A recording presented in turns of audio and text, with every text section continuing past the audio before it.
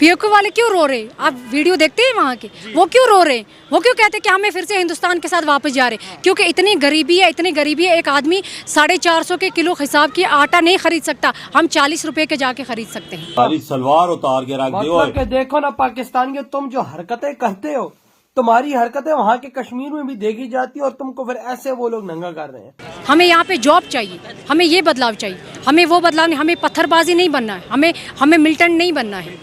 हमें यहाँ पे जो हमारे पढ़े लिखे नौजवान हैं उनके बारे में सोचना है। UAE billions of dollars invest कर रहा है इंडिया में और अमेरिका में, और पाकिस्तान में अजवा खजूरें भिजवा देते हैं हर रमजान में। जो भी आज तक हमने किया है, मेरे जैसे इंसान ने किया है, मानिए मोदी जी के कहने पे किया है। इसलिए आप उनको अपना गुरु, अपना उस्ताद मानते हैं, जिगर मानते हैं। वो बोले अभी अशरफ आजाद आपको जान देने के लिए तैयार हूँ। हमारा फौज हमारी हिम्मत है, पाकिस्तानी फौजी पाकिस्तान का नसूर है। जब मोदी जी वहाँ पे देगा वंदे भारत, जब मोदी जी वहाँ पे देगा गोल्डन कार्ड, जब मोदी जी देगा वहाँ पे एम्स, तो कौन उठाएगा पत्थर?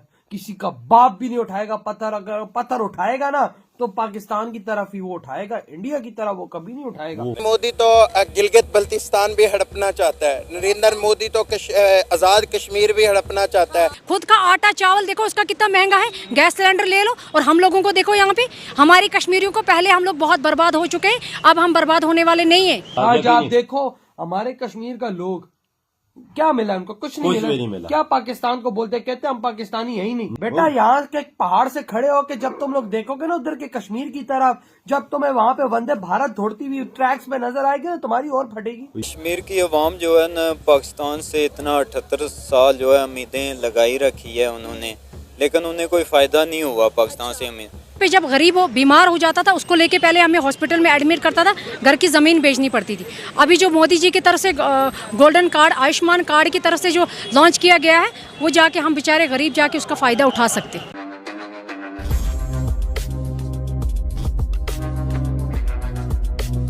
पाकिस्तान के जो रक्षा मंत्री हैं वहाँ पे चल रहा है खानदानी राज।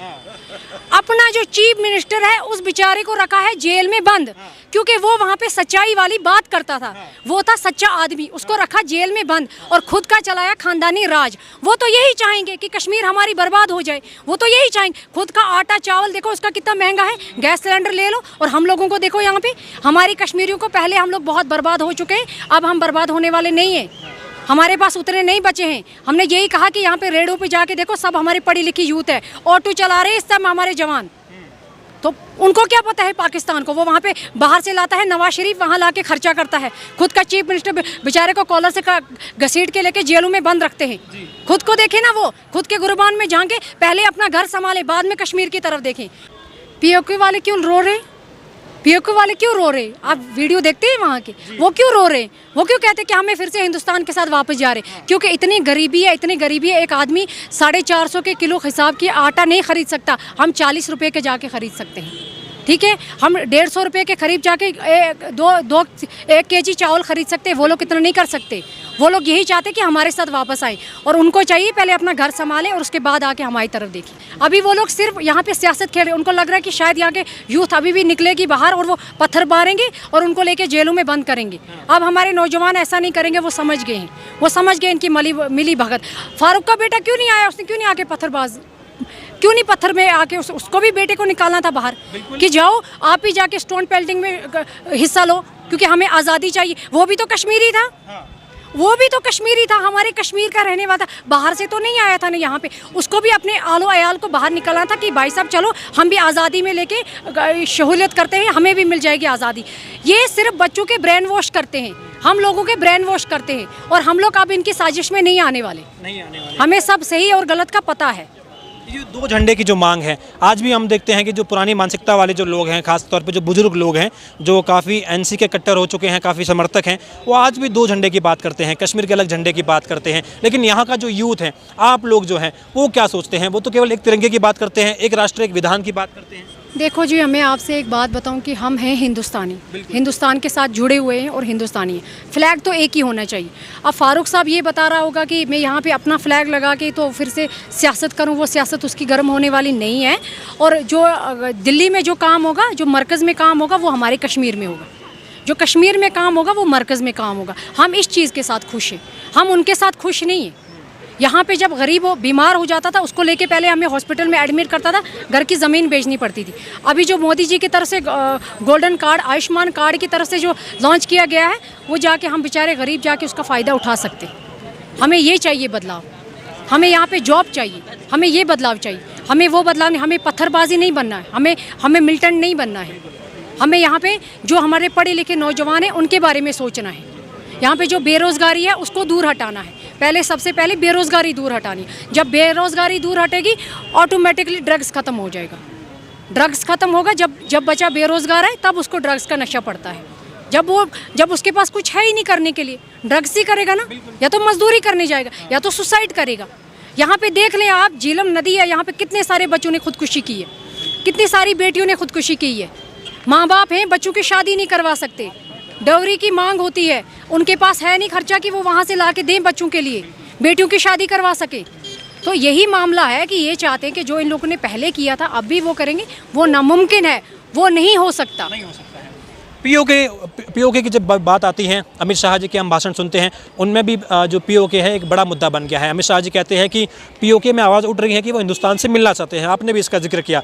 अमित शाह जी ये भी कहते हैं कि कुछ समय की बात है, 2027-28 तक जो है पीओके भारत का हिस्सा हो जाएगा, हमारा ही हिस्सा है, बस वो पाकिस्तान ने हमसे छीन लिया है और हम उसे बहुत जल्दी जो है भारत में शामिल भी कर देंगे। कितना यकीन होता है उनकी बात? जी, मुझे लगता है कि गृह मंत्री अमित शाह जी ने जैसे धारा 370 को रिमूव किया, वैसे ही उनको एक और स्टेप उठाना चाहिए, पीओके को वापस लाना चाहिए, क्योंकि वो हमारे ही कश्मीरी भाई हैं। वहाँ पे जो जुलस रहे हैं, जिन लोगों के पास, वो भी बेरोज़गार हैं, वहाँ पे गरीब यूथ है, वहाँ पे गरीब अवाम है, वहाँ पे हम चाहते हैं कि उसको हमारे साथ वापस जोड़ा जाए। जो उस टाइम पाकिस्तान ने हमसे खुदकुशी मतलब ज़बरदस्ती हमसे छीन लिया था, तो हम चाहते हैं कि हमारे साथ वो वापस आ जाए। आलिया जी, एक आखिरी सवाल मैं आपसे जानना चाहूँगा, अभी आपको क्या लग रहा है? हमने देखा हाल ही में यहाँ पर जो है गणेश उत्सव मनाया गया था, इसी लाल चौक पर जो है पहली बार गणेश उत्सव मनाया गया था। अब इसकी तस्वीर धीरे धीरे बदल रही है। आपको लग रहा है कि अब दिल्ली से दूरियाँ कम हो गई हैं, दिल की दूरियाँ जो है वो कम हो गई हैं? देखो जी, हमारे इस्लाम में भी ये फरमाया है कि हम किसी के मज़हब के साथ छेड़छाड़ ना करें, और हम किसी के मज़हब के साथ छेड़छाड़ नहीं कर सकते हैं, ठीक है।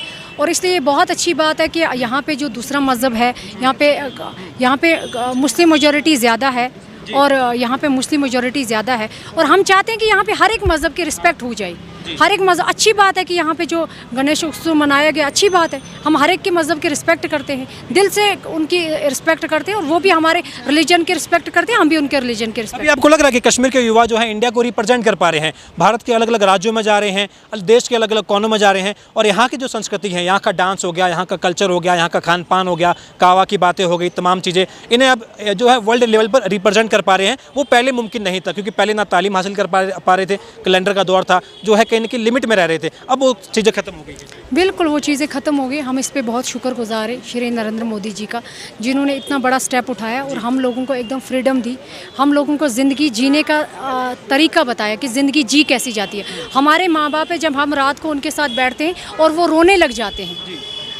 मैं अपने फादर साहब की बात करूं, जब भी कभी मैं उनसे उनकी ज़िंदगी के बारे में पूछती हूं तो वो रोने लग जाते हैं। वो कहते हैं कि बेटा, आज जो आप जी रहे हो ना, आप किस्मत वाले हो।